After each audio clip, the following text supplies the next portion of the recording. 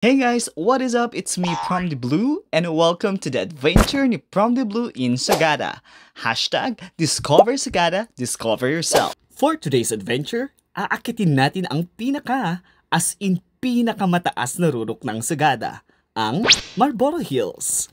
Dito masusubukan ang tibay ng inyong tuhod at kung kakayanin mo ba ang lamig sa gitna ng kagubatan. Gumising kami ng alas 4 ng madaling araw papunta sa starting point, paakyat sa Marlboro Hills.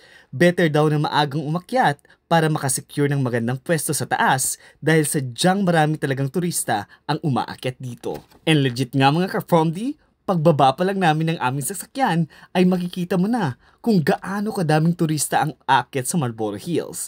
Kaya di na kami nagpatumpik-tumpik pa at inumpisan na namin ang aming pag-akyat papunta sa peak. Aabutin daw ng more or less 1 hour trekking bago makarating sa taas. Pero depende pa rin sa bilis o bagal ng lakad nyo. Di naman mahirap itong akyatin dahil ito ay recommended for all beginners. You can even bring your pets sa pag-akyat. Gaya na lang ng dalawang fur babies na ito na sobrang cute. Nag-set din ng expectation ng aming guy na si Ryder na may posibilidad na hindi magpakita ang sunrise at sea of clouds. Lalo na't medyo maulan-ulan na nga sa panahon na iyon. Pero syempre, since nasa Sagada na tayo, go lang ng go at baka malay mo, dito mo matagpuan ang forever mo. Charot! Habang kami ay paakyat, mapapansin mo ang pakapal na hamog sa gitna ng kagubatan. Yung tipong feeling mo, lalabas anytime si Beyonce at magko-concert. At kasalukuyan ding inaayos ang trail paakyat dito. Kaya may makikita kayong mga sasakyan malapit sa trail. At kung hingal ka na dahil sa lamig, pwede ka munang quick rest at uminom ng kape dahil mayroon ding tindahan sa kalagitnaan ng inyong paglalakbay. Yes! Makati yarn!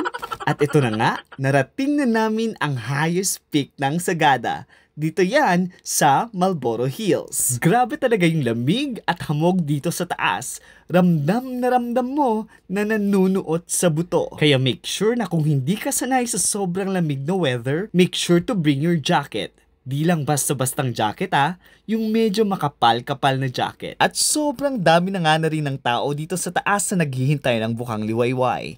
Buti na rin lang at may mga nagtitinta dito. Kaya pwede kang kumain at uminom ng kape while waiting. Ikaw ka-Fromdy, pa-comment naman kung nakarating ka na dito sa Marlboro Hills. And now, everyone is so excited to witness the beauty of the sunrise and the sea of clouds.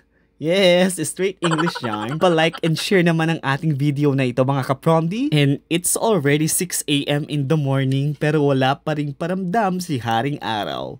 Kaya at this point in time, medyo kinakabahan na kami. Never lose hope, ika nga nila. Kaya porsigido pa rin kaming maghintay. Hanggang sa alas 7 na at wala pa rin kaming natatanaw o naaaninag na sunrise dito. Hanggang sa magsa 7:30 na ng umaga, at hindi na nga nagpakita si Haring Araw at ang Sea of Clouds. Pero syempre, dahil Pinoy tayo, i-enjoy pa rin natin ang moment na ito. Dahil sobrang ganda pa rin naman ng view dito sa taas at ang weather dito. Unfortunately mga ka-Fromdy, hindi nagpakita yung sunrise. So we decided na pumunta na sa Blue Soil. It will be an hour again, estimated. Or less, depende sa lakaran. Ang lakaran papunta sa Blue Soil. So that's it mga Fromdy. Hindi man natin nasilayan ang sunrise at ang sea of clouds dito, at least we have reason to come back here in Marlboro Hills.